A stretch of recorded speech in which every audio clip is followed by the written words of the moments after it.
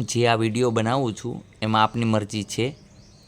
હા, કારણ કે આ કોઈ ખરાબ વિડીયો બનતો નથી.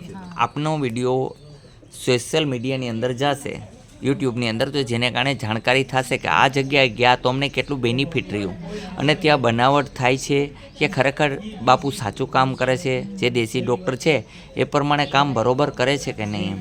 તો જાણ થશે તો એ લોકોને ખબર પડે, માણસો નિરોગી થશે. આપણે ઈચ્છા એક જ છે, પૈસા કમાવા માટે થઈને મેં આ ખોલેલું નથી. મેં અત્યાર લગન તમારી પાસેથી કોઈ ચાર્જ નથી લીધું. કેસ કાઢવાના પૈસા નથી, જેમ કે તમને દવા લગાડી દીધી એના પૈસા નથી, પોઈન્ટ કરી આપ્યા એના પૈસા નથી. તો અહીંયા હરેક પ્રકારના રોગના ઈલાજ કરીએ છીએ. હાજા થઈ જાય ત્યાં સુધીનું કોઈ ચાર્જ નથી. દવા લેવી કોઈ ફરજિયાત નથી. આપની પાસે પૈસા છે તો દવા લ્યો, નથી તો ન લ્યો. કોઈ જબરન કહેવામાં આવતું નથી કે આપને દવા લેવી જ પડશે. મારું એક જ ઉદ્દેશ્ય છે, માનવ સેવા, પ્રભુ સેવા. એ માટે થઈને આપણે આ કર્યું છે. તો જે લોકો દુઃખી થતા હોય ઘણા ટાઈમથી, તો એ લોકો આવી શકે. બસ સમજણની વાત છે, એને સમજાવવું જરૂરી છે. ઘણી વખત ધીરજ નથી રાખતા માણસ. અત્યારે જેમ કે આ ડૉક્ટર સાહેબ છે આવ્યા, તો એ સારી રીતનું સમજાવતા હોય એના દર્દીને, પણ દર્દી ધીરજ નથી ધરતા. રામને પકડે થોડાક દી કૃષ્ણને પકડે, વળી પાછા બીજા ડૉક્ટરને પકડે. એક ડૉક્ટરની દવા ચાલુ રાખે તો કાંઈ વાંધો આવે નહીં, પણ ઘડીએ બદલે તોય તકલીફ થાય. હવે બીજા નંબરની અંદર કે આપણે સમજવા જેવી વાત છે કે આજે પત્ની જેટલી છે એટલી બાયું હોય, અને એક પતિ હોય એમાં કોઈ દી તકલીફ થઈ? ભાઈડો હોય ને એક બાયડી હોય એમાં વાંધો આવે હે? બબે રાખે તકલીફ થાય ને.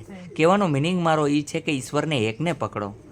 ઓલી કહેવત છે આપણી જૂની કે હિન્દુ ને મુસલમાનના છોકરા બંને નદીમાં નાહવા પડ્યા, તો ઓલો કે રામ, કૃષ્ણ, મહાવીર, બુદ્ધ બચાવવા આવો તો કોઈ ન આવ્યું. ઓલો કે અલ્લાહ, તો અલ્લાહે બચાવી લીધો અને પાર નીકળી ગયો. એકને પકડો એટલે સુપર રસ્તો છે. તમે રસ્તો એક પકડો, બીજો મારો કોઈ કહેવાનો ખરાબ મિનિંગ નથી. બાકી તમે બધાય ભગવાન જ છો. મારો હરેક વ્યક્તિમાં ઈશ્વર જોઉં છું.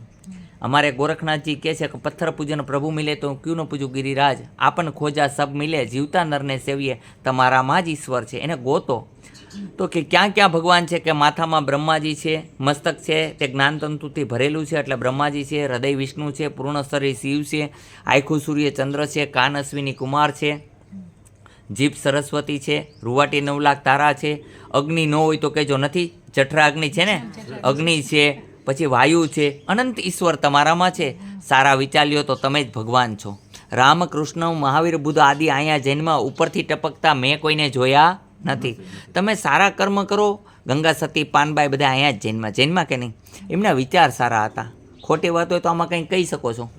બરોબર વાત છે ને? સ્ત્રી પતિની ભક્તિ કરે, ઓમ પતિયદી પરમેશ્વરાય નમઃ. કોઈ ભક્તિ કરવાની જરૂર નથી. બસ રાવણે એક પર સ્ત્રી અમે નજર કરી અને સીતાજીને લેવા એમ એનું પતન થઈ ગયું.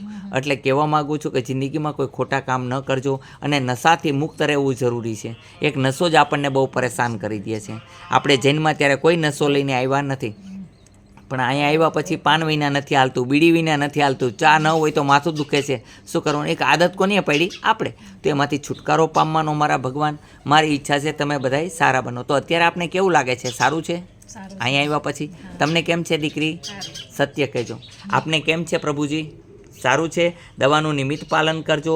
તમારી 70-75 વર્ષની ઉંમર છે, ઘસારો છે, પણ તમને તાત્કાલિક તમને ફાયદો કરી દીધો. એમાં હંમેશા માટે તોય તમે યંગ જેવા રહેશો અને સારા રહેશો.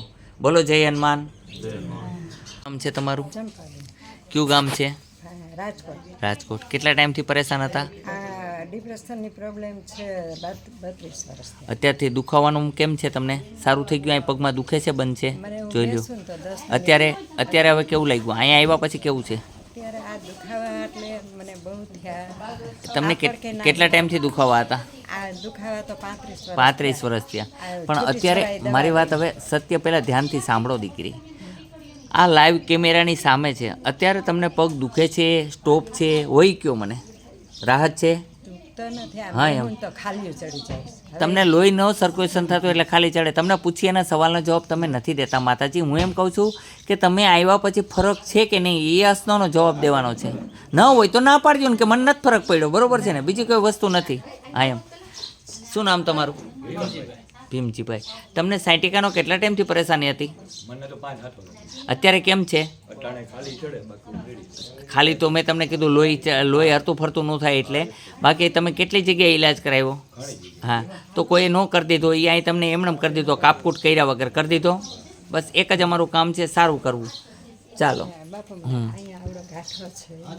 હા, આદેશ.